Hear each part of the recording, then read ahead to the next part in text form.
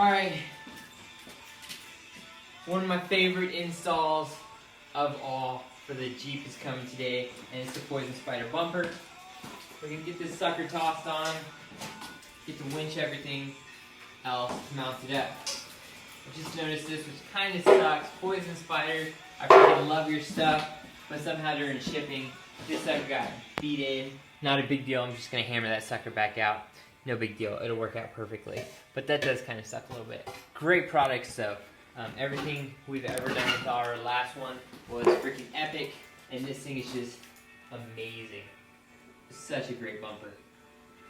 Jeep Girl doesn't really like it because it sticks out a little too far, which I kind of agree with, but these things are awesome for off-roading, especially for clearance, hidden stuff, and if you do happen to roll over, the sucker is going to save your butt. Anyways, we'll get this sucker put on, and I'm going to show you how to do it. Let's start hacking shit up. Cool.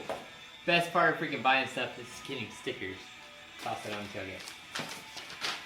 Alright, there's a key essential part to this build is you have to have this evac or vacuum pump relocation kit. There's a bunch of different ones. Evo's is awesome because you don't have to rewire or remount anything.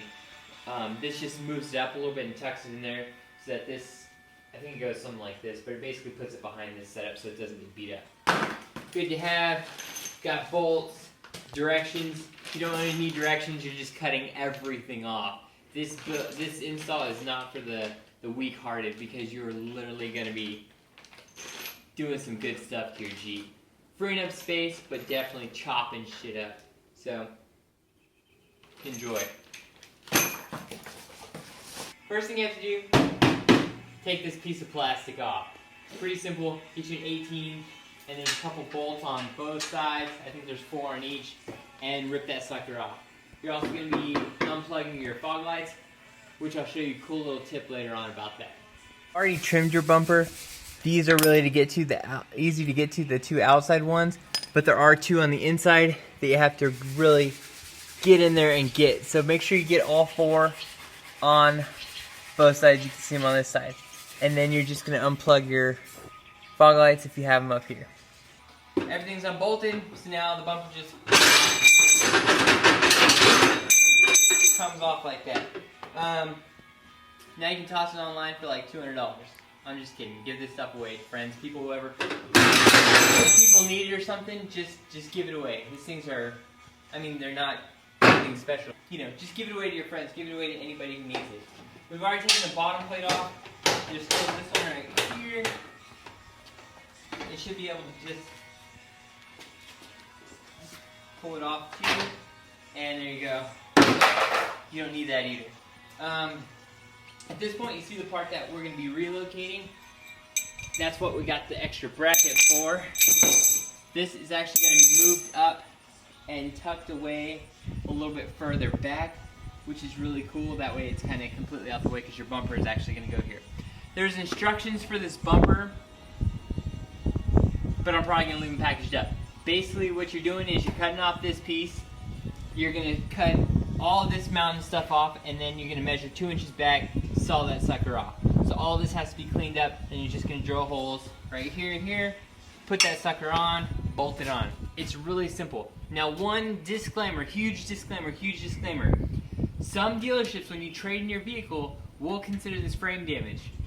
Once again, some dealerships will consider this frame damage.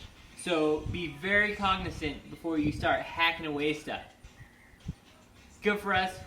We don't care, and we want our bumper on there, so it's going on there. So just FYI, Poison Spyder Evo may tell you something differently. It's probably you know, dealership differently, but some dealerships will tell you that. So just FYI. I got this. Here's the fog light wiring. We're just going to tuck that away because we will be using this later on, and I'll show you why. But for now, we're just going to tuck that away. Perfect.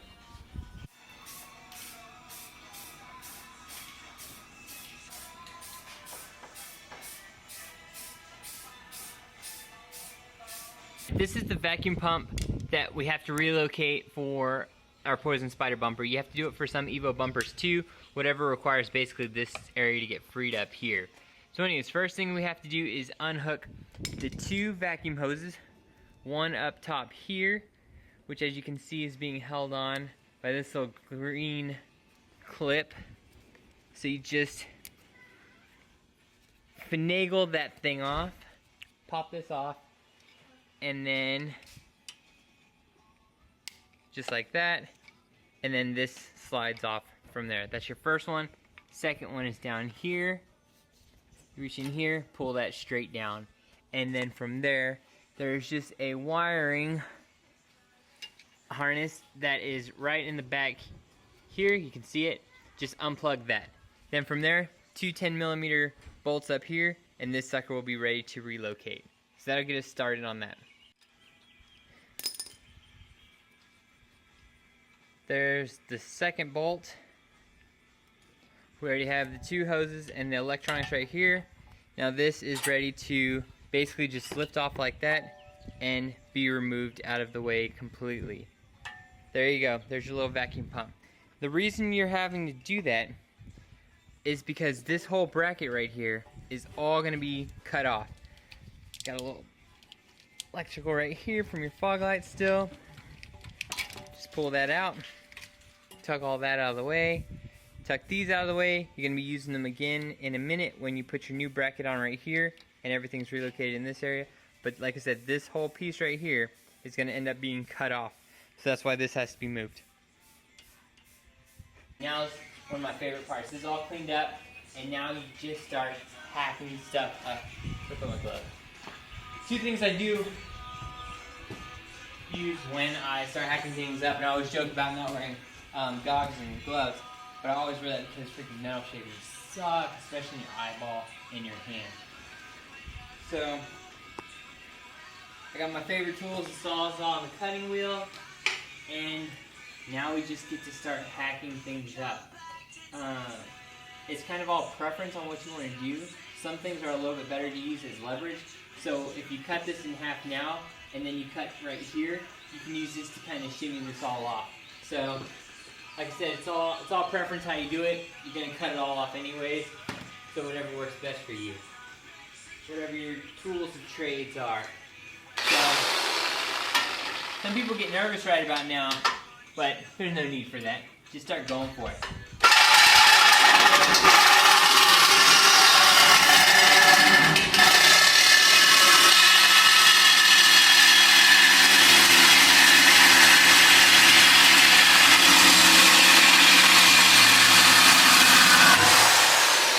Boom. That'll get you started. Frame damage. Full commitment right there. Alright, now just keep hacking stuff off.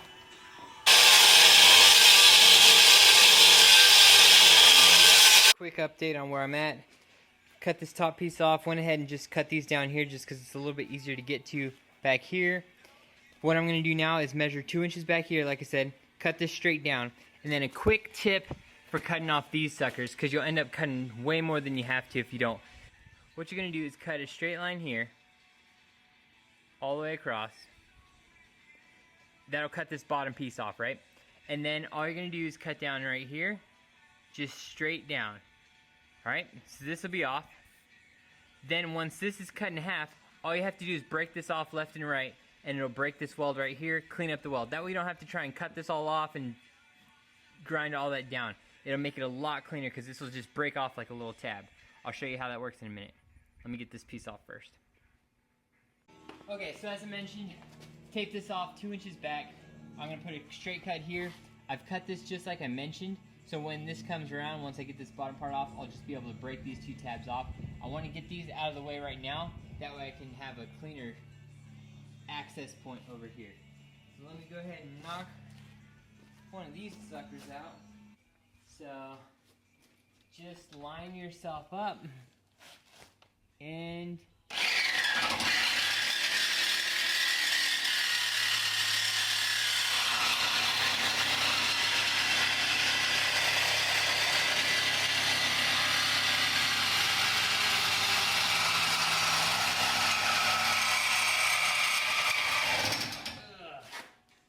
like butter.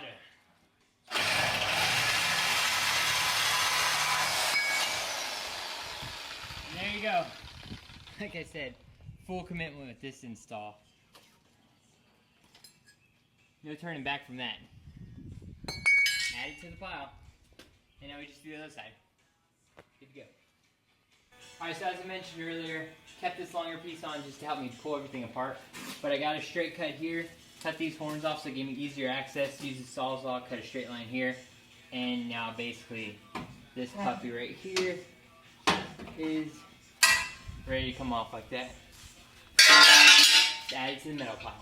Okay, from here, what I was mentioning earlier is all I've done is cut a straight line down this and a straight line down this one right here. So all we have to do is get whatever you want to use. I like to use a little bit something bigger. Separate these guys. Okay.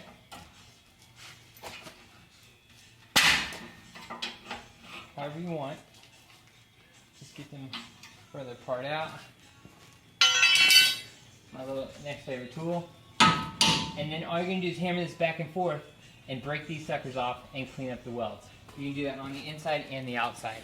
So, like I said, now you just have 4 pieces to break off these little welds rather than having to go in there and try and cut them, grind them all the way up and stuff like that. I'll show you in a second once I get them off and you see how much easier that actually is. And that'll leave us with the frame horn to actually just grind up, and we'll get the other side squared away too. Alright, I've already got the other 3 off, but for the 4th one, let me just show you real quick. So basically, just get you a tool like that, and all you're gonna do is grab it and rock it back and forth. This one's gonna be a little bit more difficult because I still have some weld down there, but you'll understand for the most part how it works, because it's gonna just basically tear at the weld and break the piece off.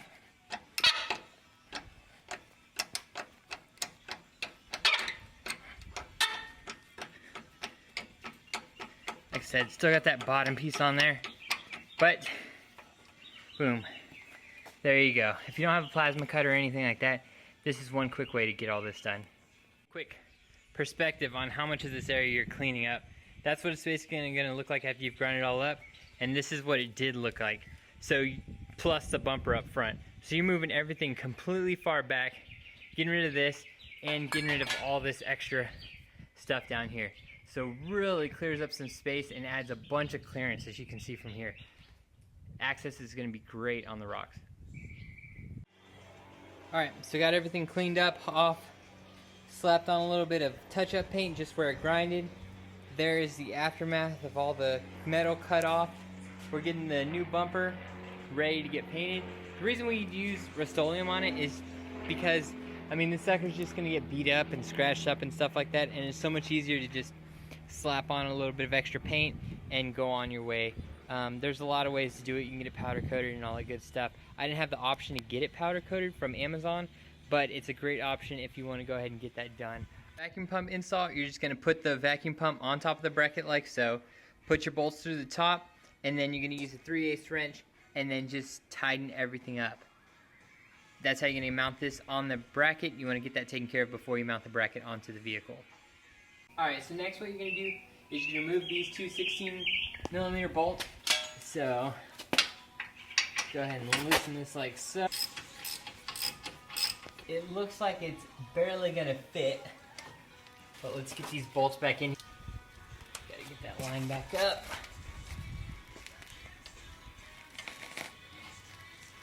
In there. That should do it.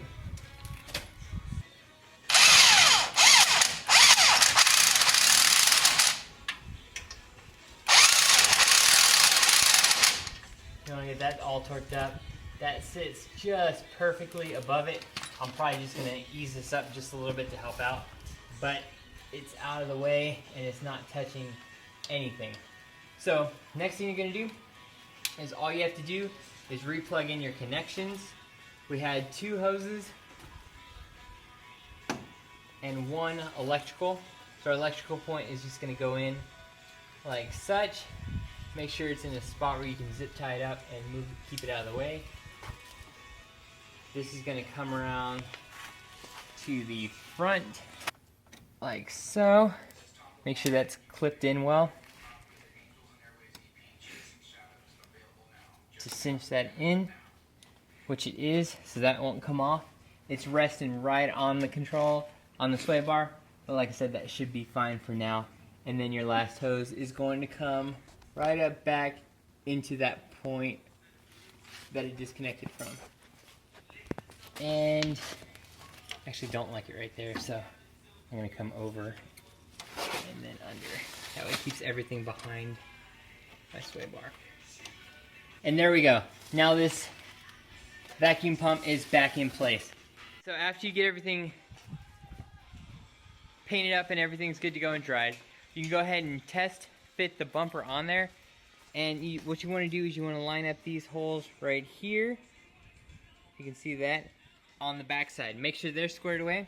And then you're going to drill holes here, underneath, and then you'll have to mock up your hole right here. Unfortunately, there's not a hole like on this one right there and on the other side. So you're going to have to just kind of measure it out and put an X there and then drill it out. So once you get all that on, put your bolts in, and that sucker is mounted. Just torque it up. I think it's like the 85 foot-pounds. But that's basically the gist of how the bumper looks.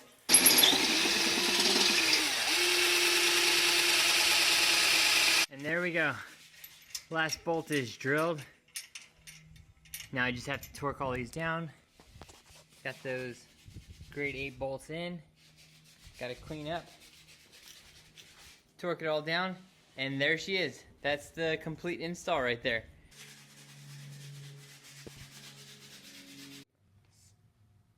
So real quick, I told you I'd give you a bonus on what to do with your fog lights.